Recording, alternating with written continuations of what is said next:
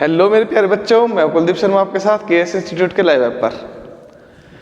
तो प्यारे बच्चों, लास्ट क्लास में हमने किया था कोऑर्डिनेशन केमिस्ट्री का लेक्चर नंबर 1। आज हम करेंगे लेक्चर नंबर 2 और इसी तरीके से आपके सारे के सारे लेक्चर्स आ जाएंगे कोऑर्डिनेशन कंपाउंड्स के। और देन हम करेंगे D and F block and then chemical kinetics. आपका सिलेबस कंप्लीट। फिर कराऊंगा पीवाईक्यू, तो ज़्यादा टाइम नहीं, 5-5, 6-6 दिन के अंदर पूरा चैप्टर कंप्लीट करा दूंगा आपके। तो चलिए स्टार्ट करते हैं लेक्चर नंबर 2, कोऑर्डिनेशन कंपाउंड्स। तो लेक्चर 1 में मैंने इसमें इंट्रोडक्शन बताया था आपको, क्या होता है कोऑर्डिनेशन कंपाउंड्स और इनकी आइडेंटिफिकेशन क्या होती है, कैसे आप पता लगाओगे, क्या क्या इनके एप्लीकेशंस हैं। तो आज भी करेंगे हम। आज जहां मैंने कल छोड़ा था उससे आगे चलेंगे, लेकिन थोड़ा सा रिवीजन भी करेंगे। तो सबसे पहले कोऑर्डिनेशन कंपाउंड्स। तो कोऑर्डिनेशन कंपाउंड्स की स्टडी करते हैं केमिस्ट्री की जिस ब्रांच में, उसे बोलते हैं कोऑर्डिनेशन केमिस्ट्री।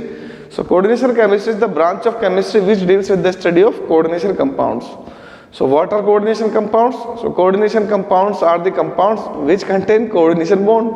अब coordination bond क्या होते हैं? coordination bond होते हैं जिसमें एक न्यूट्रल मॉलिक्यूल जिसके पास इलेक्ट्रॉन पेयर हो, या एनायन जिसके पास डोनेट करने के लिए इलेक्ट्रॉन्स हो, इलेक्ट्रॉन पेयर हो, तो वो मेटल एटम को या मेटल आयन को इलेक्ट्रॉन पेयर डोनेट करेगा और बनाएगा कोऑर्डिनेशन बॉन्ड। और जिसमें कोऑर्डिनेशन बॉन्ड प्रेजेंट होता है वो होता है कोऑर्डिनेशन कंपाउंड। इनको हम कॉम्प्लेक्सेस भी बोलते हैं, ठीक है। तो इसके बाद मैंने आपको कराया था कोऑर्डिनेशन कंपाउंड से रिलेटेड कुछ डेफिनेशंस पर आ रहा था मैं। चलिए तो स्टार्ट करते हैं हम। Some important terms used in complexes. तो आपको कॉम्प्लेक्सेस सीखने से पहले, कोऑर्डिनेशन कंपाउंड सीखने से पहले ये टर्म करनी पड़ेगी। तो ये टर्म है सबसे पहले सेंट्रल मेटल एटम। ये इसको बोल देते हैं हम सेंट्रल मेटल आयन। तो क्या होता है सेंट्रल मेटल एटम? तो आपको बताया था मैंने कि एक एटम ऐसा होता है जो इलेक्ट्रॉन पेयर सबसे एक्सेप्ट करता है, और बहुत सारे न्यूट्रल मॉलिक्यूल से आयन होते हैं जो इलेक्ट्रॉन पेयर डोनेट करते हैं। तो central metal ion, it is defined as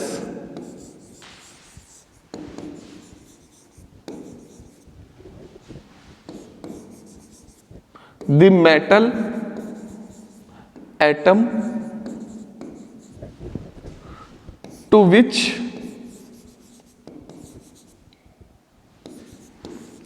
number of neutral molecules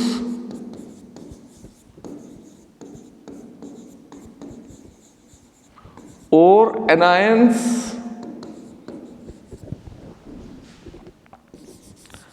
are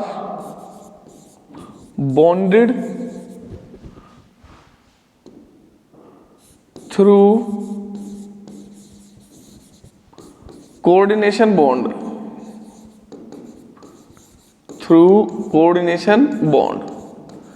तो क्या होता है बेटा सेंट्रल मेटल एटम? तो सेंट्रल मेटल एटम होता है वो मेटल एटम जिससे बहुत सारे एनायंस और न्यूट्रल मॉलिक्यूल्स कोऑर्डिनेशन बॉन्ड के थ्रू बॉन्डेड हो। अब जैसे मेरे पास एक कंपाउंड है, इसको देखो Fe,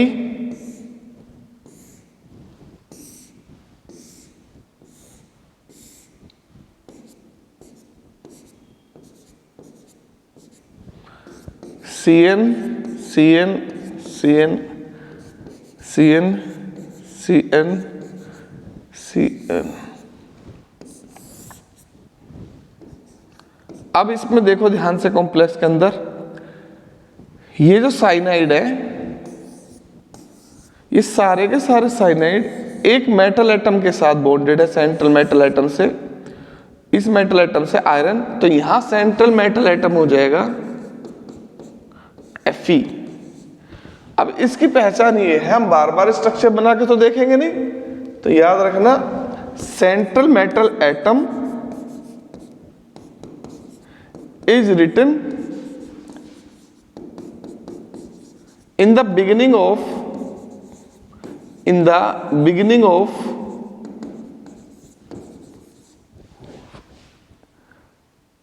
स्क्वायर ब्रैकेट,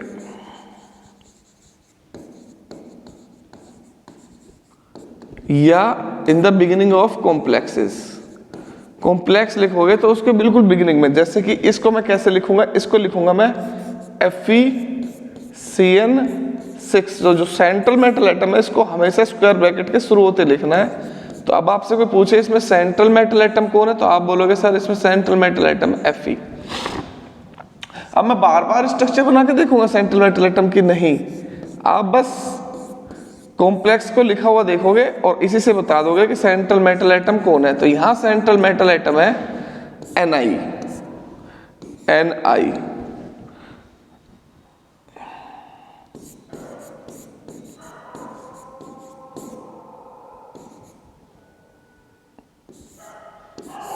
यहां सेंट्रल मेटल एटम कौन है, तो यहां सेंट्रल मेटल एटम है copper Cu।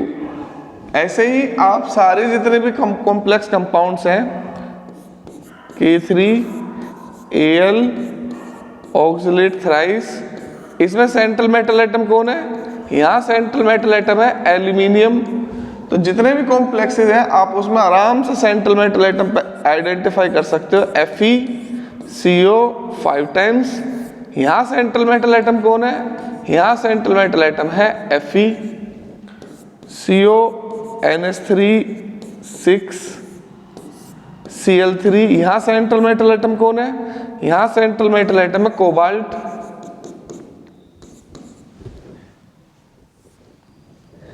Ag NH3 twice Cl। यहाँ सेंट्रल मेटल एटम कौन है, यहाँ सेंट्रल मेटल एटम है Ag। तो बिल्कुल स्क्वायर ब्रैकेट जैसे ही कॉम्प्लेक्स लिखेंगे सबसे स्टार्टिंग में जो लिखा होता है मेटल एटम वही होता है सेंट्रल मेटल एटम। तो इसको पहचानने की यही ट्रिक है, तो इसमें परेशान होने की आपको जरूरत नहीं है। तो सेंट्रल मेटल एटम वो एटम है जिससे बहुत सारे, अब ये जितने भी आगे वाले न्यूट्रल मॉलिक्यूल्स या आयंस है वो सब इसी से बॉन्डेड है। अब ये क्या है ये बाद में बताऊंगा ये क्या है, ठीक है। लीजेंड्स, अब लीजेंड्स क्या होते हैं, अभी मैंने सेंट्रल मेटल एटम बताए थे ना। सेंट्रल मेटल एटम क्या है, जिससे दूसरे न्यूट्रल मॉलिक्यूल्स और एनायंस कोऑर्डिनेशन बॉन्ड से बॉन्डेड हो, वो सेंट्रल मेटल एटम है। जो बॉन्डेड हो वो लीजेंड्स है। These it is defined as, these are defined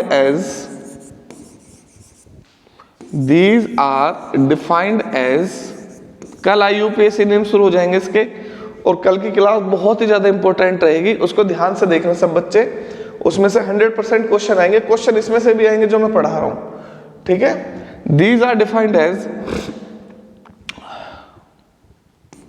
number of neutral molecules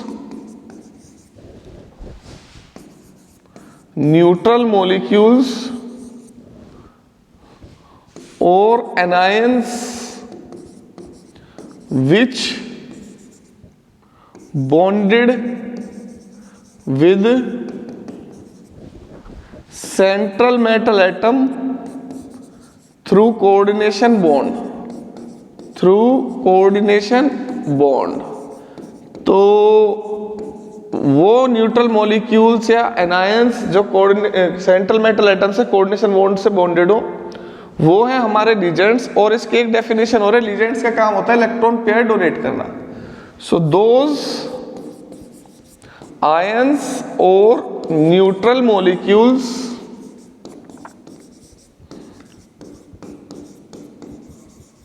which donates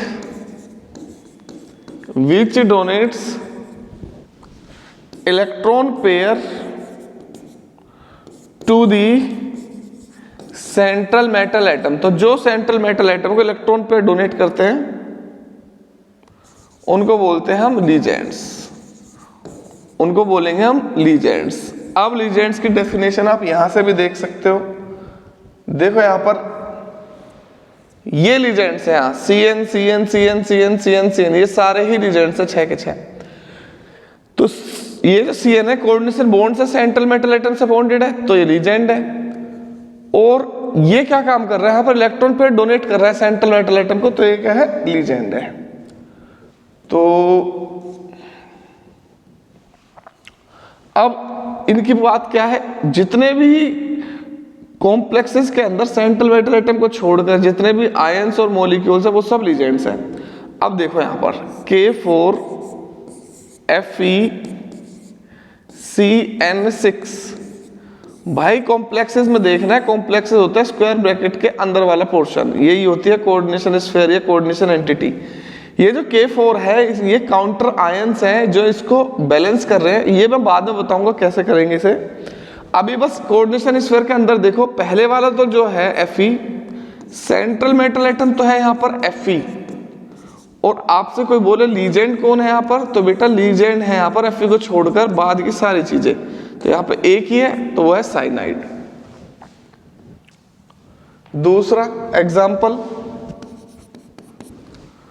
NiCO4, यहां सेंट्रल मेटल एटम कौन है, निकेल Ni, और यहां लीजेंड कौन है, CO, कार्बन मोनोऑक्साइड। ये कोबाल्ट नहीं है, कोबाल्ट में C बड़ा होता है O छोटा होता है, इसमें देखो दोनों ही, ये कार्बन है ये ऑक्सीजन है, ये कार्बोनाइल ग्रुप है, मतलब ये कार्बन मोनोऑक्साइड है और ये लीजेंड है। अगर ये कोबाल्ट होता तो यहां लिखा होता, ठीक है।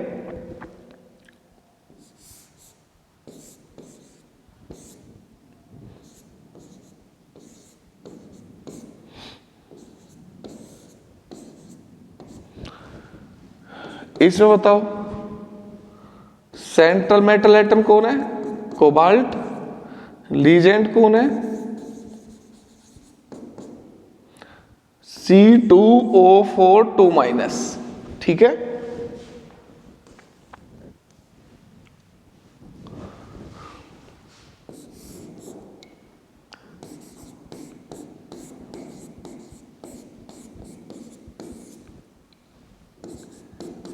इसमें देखो सेंट्रल मेटल एटम कौन है, CM में है इसमें PT, और लीजेंड इसमें दो है, एक तो है EN और एक है क्लोराइड, दो है इसके अंदर। बाद में कितने भी हो वो सब लीजेंड है। तो याद रखना लुईस कॉन्सेप्ट के अकॉर्डिंग जो इलेक्ट्रॉन पेयर को एक्सेप्ट करते हैं ना, इलेक्ट्रॉन पेयर एक्सेप्टर्स, उन्हें बोलते हैं लुईस एसिड्स, और जो इलेक्ट्रॉन पेयर डोनर्स होते हैं वो होते हैं लुईस बेस। तो कॉम्प्लेक्सेस के अंदर CM में क्या होता है, central metal atom, these are electron pair acceptors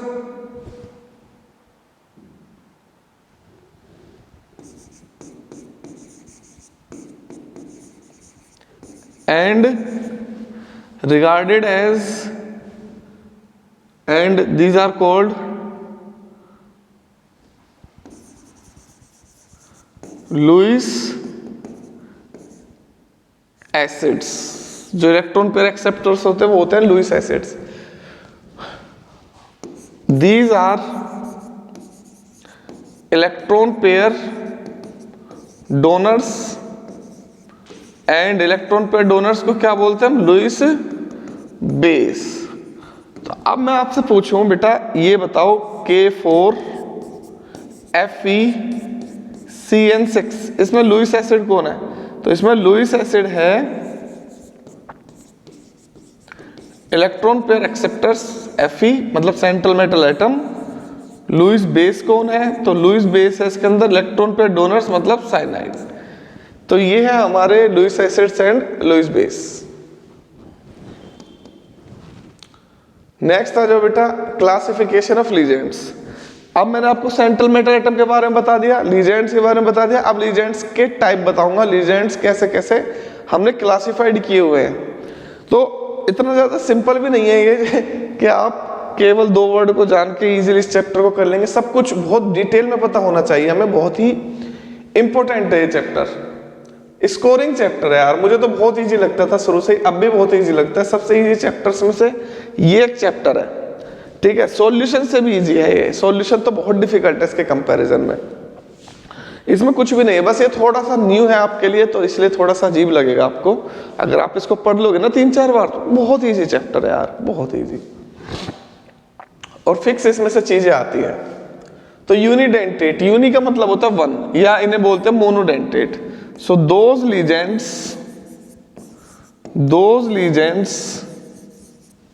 which have only one donor atom,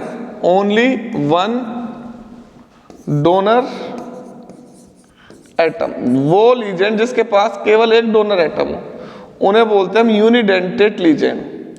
ठीक है, यूनिडेंटेट लीजेंड जिसके केवल एक डोनर एटम हो। और आप ये भी लिख सकते हो those legends which can form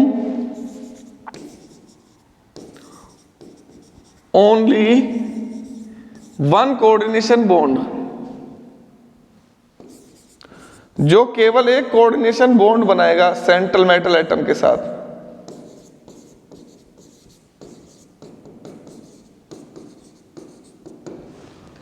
और इसकी एक डेफिनेशन और लिख सकते हो आप,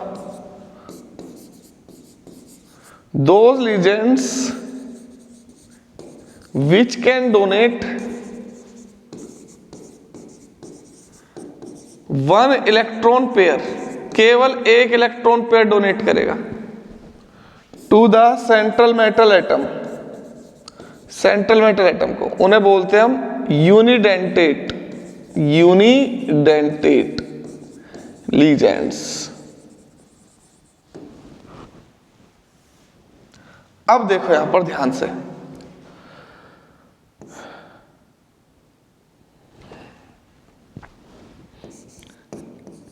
FeCN6। अब इसमें जो लीजेंड है वो लीजेंड है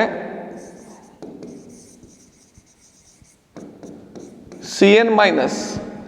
अब यहां पर केवल एक ही डोनर एटम है, इसको नहीं ले रहा हूं क्योंकि ये दूसरी क्लास में आ जाता है, उसे एम्बिडेंटेट बोलते हैं। ठीक है, इसको दूसरी क्लास में लेते हैं, Cn- दूसरी क्लास में आ जाता है। इसे देखो,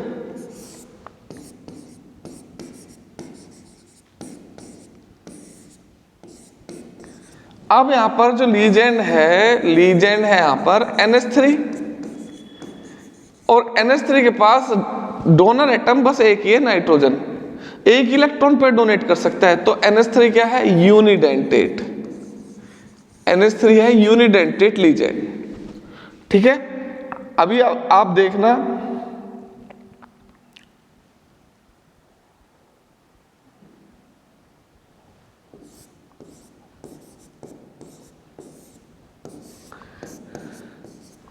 K3COF6। अब यहां पर जो लीजेंड है वो है F-, और ये केवल एक ही अकेला एटम है जो इलेक्ट्रॉन पेयर डोनेट करेगा सेंट्रल मेटल। तो ये क्या है? यूनिडेंटेट। तो बेटा यूनिडेंटेट वो होते हैं जो इलेक्ट्रॉन पेयर डोनेट करते हैं सेंट्रल मेटल एटम को, वो भी वन, एक। ठीक है, नोट कर लो इसे।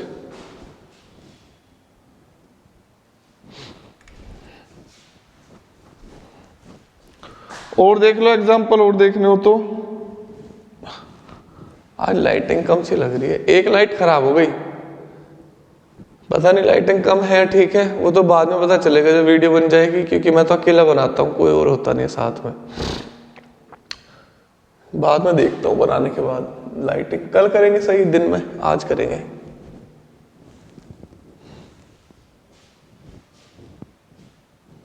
चलो बेटा नेक्स्ट। ऐसे ही यूनिडेंटेड लीजेंड्स वो होते हैं जो एक ही इलेक्ट्रॉन पेयर डोनेट करते हैं, जैसे Cl-, ठीक है, Br-, ठीक है, OH-, ठीक है, NO2 नहीं, NO2 तो उसमें आ जाएगा एम्बिडेंटेट में। और कौन कौन से होते हैं? NH3, ठीक है, F-, ठीक है, H2O। ये सारे यूनिडेंटेट के एग्जाम्पल हैं, ये यूनिडेंटेट लीजेंड्स हैं। चलिए भाई, इसके बाद आ जाओ डाइडेंटेट या बाइडेंटेट लीजेंड्स। बस उसके अपोजिट, यहां पर डाई का मतलब होता है दो। Those legends which contain two donor atoms. तो वो लीजेंड्स जिसमें दो डोनर एटम्स होते हैं उनको बोलते हैं हम डाइडेंटेट लीजेंड्स। जैसे कि EN का जो नाम है कंप्लीट, वो है इथेन 1,2-डाइएमाइन। इसकी स्ट्रक्चर होती है NH2 CH2 CH2 NH2।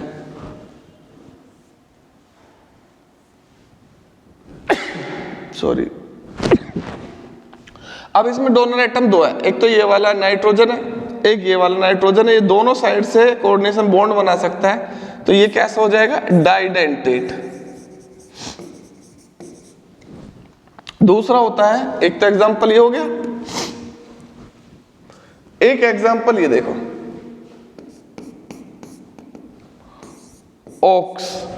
Aux क्या होता है भाई, ऑक्स होता है C2O4 2-, और ये होता है कौन सा आयन होता है, कौन सा लीजेंड होता है, नाम क्या होता है इसका, इसका नाम होता है ऑक्सलेटो।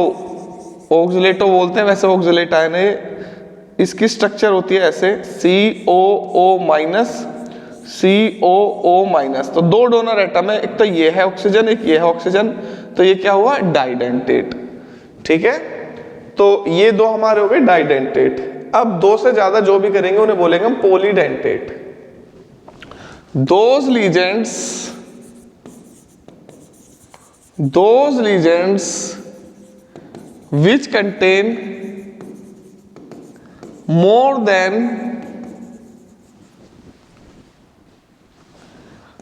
2 donor atoms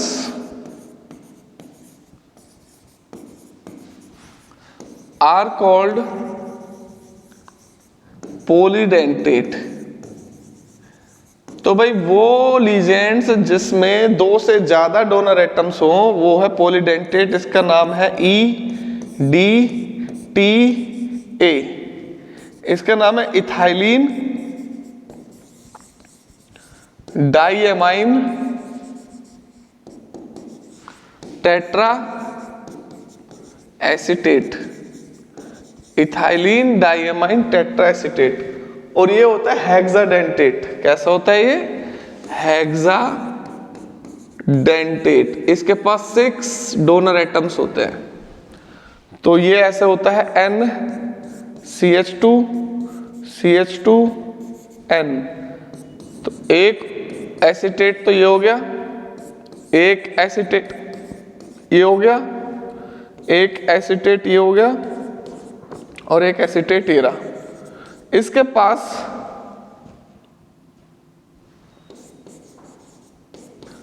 इसके पास 4 एसीटेट है, एक डोनर एटम, 2 डोनर एटम, 3 4, और 5वां ये हो गया नाइट्रोजन, और 6 ये हो गया नाइट्रोजन। तो 6 डोनर एटम है EDTA। याद रखना इसका यूज भी है note. EDTA is used to remove lead poisoning। lead poisoning, अगर किसी में पॉइजनिंग हो रही हो लेड की वजह से तो उसको रिमूव कर सकते हैं हम EDTA से। तो EDTA कॉम्प्लेक्स बना लेगा और वो रिमूव हो जाएगा फिर। चलो भाई, पॉलीडेंटेट हो गया। डेंटिसिटी, अब ये जितने कोऑर्डिनेशन बॉन्ड बनाएंगे उसे बोलते हैं हम डेंटिसिटी। ठीक है, so it is defined as number of donor atoms, लिख लो चाहे, the number of donor atoms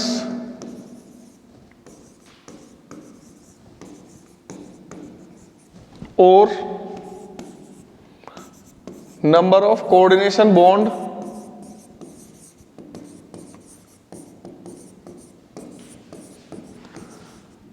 formed by the ligands। तो नंबर ऑफ डोनर एटम्स और number of coordination bond form by the ligands, इसे बोलते हैं denticity. अब आपसे कोई पूछने लगे कि भाई इसकी डेंटिसिटी बताओ, इसकी डेंटिसिटी क्या है, तो इसकी डेंटिसिटी होती है 6। जितने वे नंबर ऑफ डोनर एटम होंगे उसे बोलते हैं हम डेंटिसिटी। आपसे कोई कहने लगे इसकी बताओ डेंटिसिटी क्या है, तो इसकी डेंटिसिटी है 2। डाइडेंटेट की डेंटिसिटी होती है 2। इसकी डेंसिटी क्या है? इसकी डेंसिटी है 2।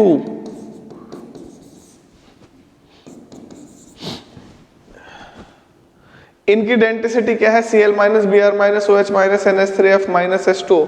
इन सब की डेंसिटी होती है 1। यूनिडेंटेट है तो डेंसिटी 1।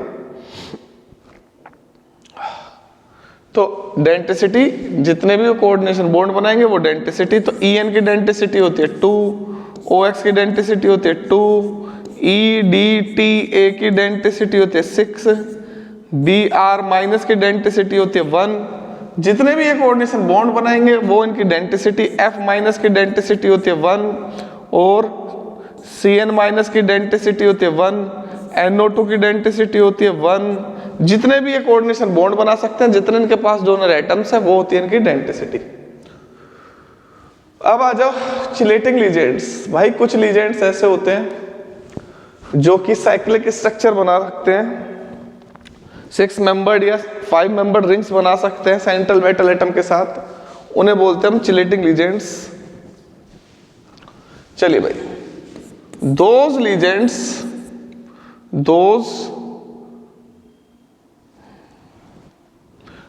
और ये कौन सा हो सकता है? डाइडेंटेट, दोज डाइडेंटेट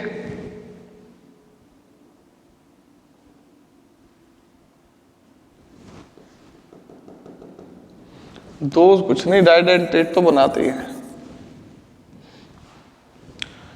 डाइडेंटेट और polydentate legends form closed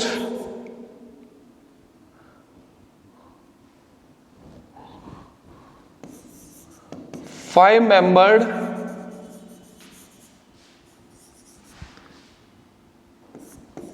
six-membered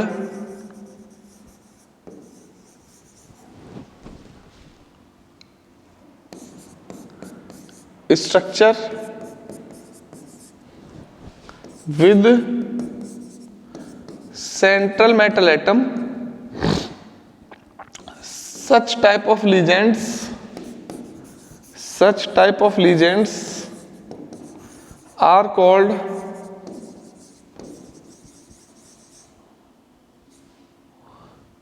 chelating legends.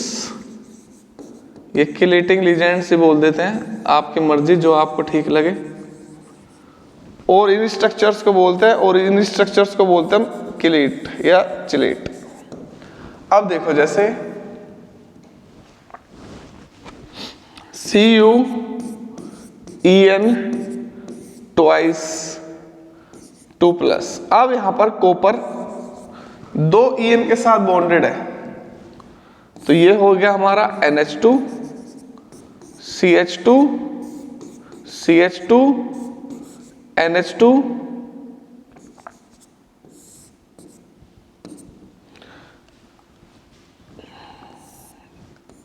NH2 CH2 CH2 NH2। देखो इसको ध्यान से, ये डाइडेंटेट लीजेंड है, एक तो NH2 ये रहा, एक NH2 ये रहा, एक NH2 ये है और एक NH2 ये रहा। तो डाइडेंटेट लीजेंड देखो, इसने 5 मेंबर्ड रिंग बना ली, 1 2 3 4 5। किसके साथ? सेंट्रल मेटल एटम के साथ। तो वो डाइडेंटेट या पॉलीडेंटेट, याद रखना डाइडेंटेट और पॉलीडेंटेट कोई सा भी, कम से कम डाइडेंटेट होना चाहिए, मोनोडेंटेट चिलेट बनाएगा ही नहीं कभी भी। Legend form closed 5 membered ring या 6 मेंबर्ड रिंग स्ट्रक्चर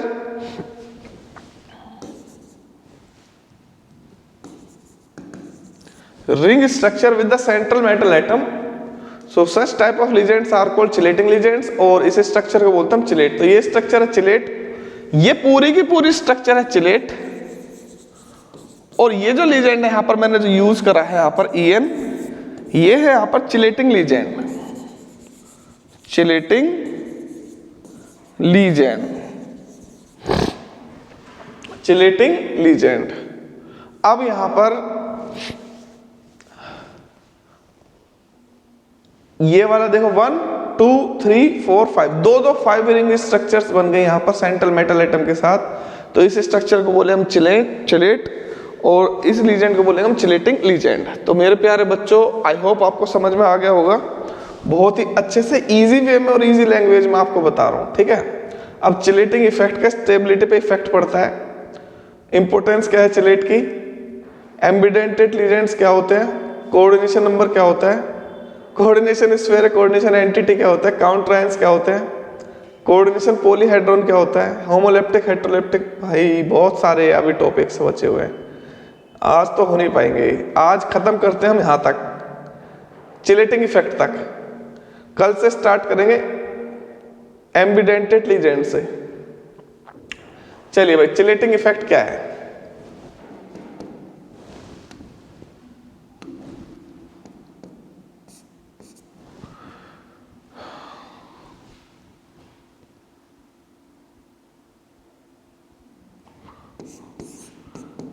डाइडेंटेड और polydentate legend increase the stability of the complex.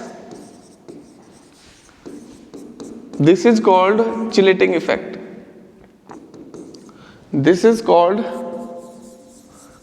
chillating effect. तो चिलेटिंग इफेक्ट क्या है भाई, डाइडेंटेट आएगा तो वो मोनोडेंटेट से ज्यादा उसको स्टेबिलिटी प्रोवाइड करेगा, इसे बोलते हैं हम चिलेटिंग इफेक्ट।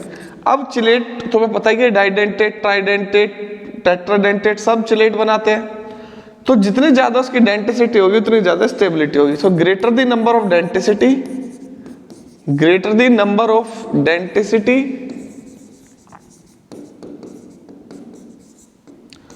ग्रेटर दी स्टेबिलिटी। तो स्टेबिलिटी ज्यादा जब होगी जब डेंटिसिटी ज्यादा होगी। ये है चिलेटिंग इफेक्ट। इसके बाद आ जाते हैं इंपॉर्टेंस ऑफ चिलेट्स। तो चिलेट्स की क्या इंपॉर्टेंस है, तो इसका यूज करते हैं, it is used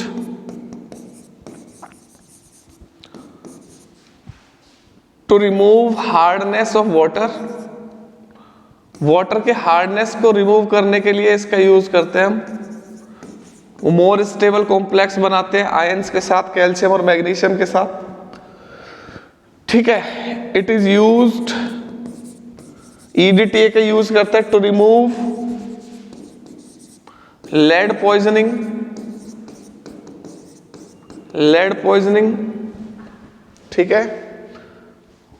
EDTA chelate बनाता है लेड के साथ और उसको यूज करते हैं हम लेड पॉइजनिंग को रिमूव करने के लिए।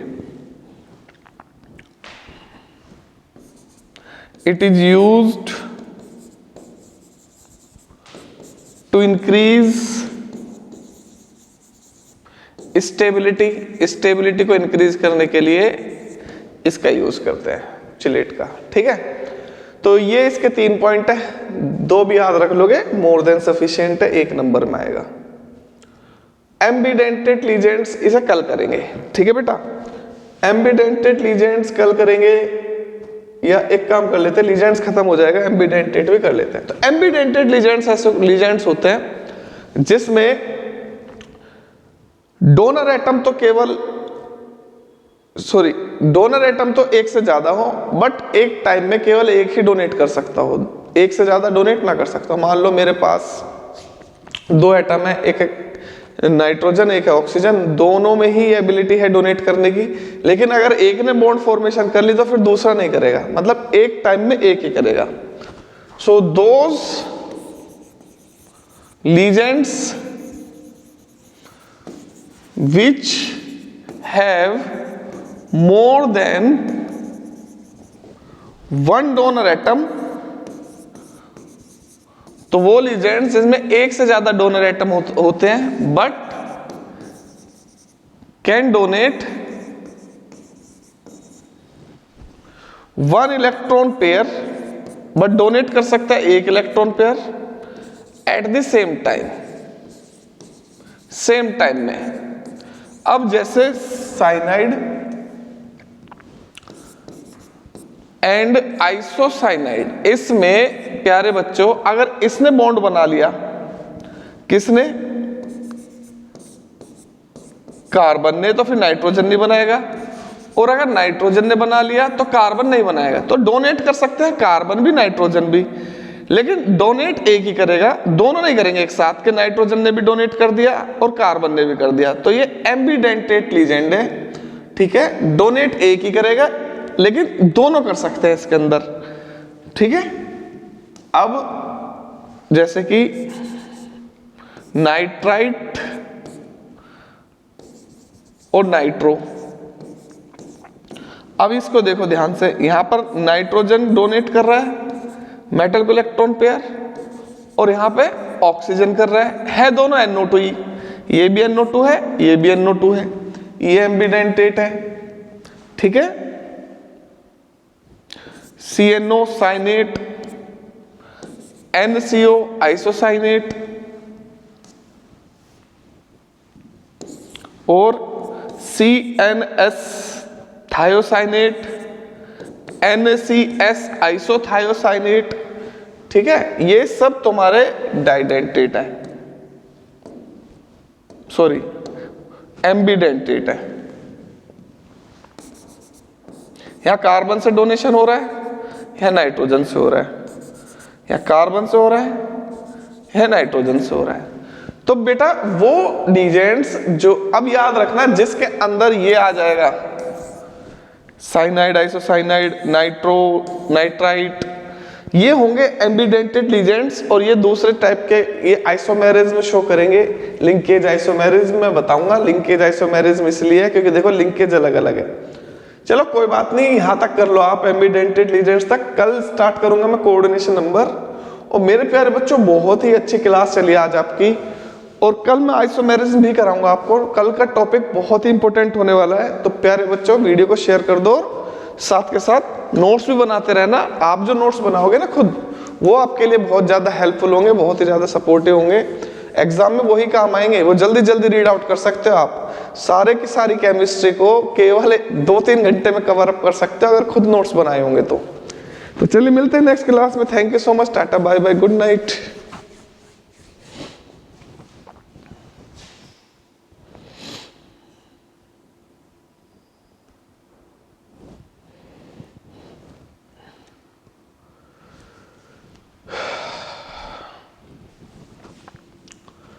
हम प्यार है तुम्हारे, दिलदार है तुम्हारे, हमसे मिला करो, हमसे मिला करो।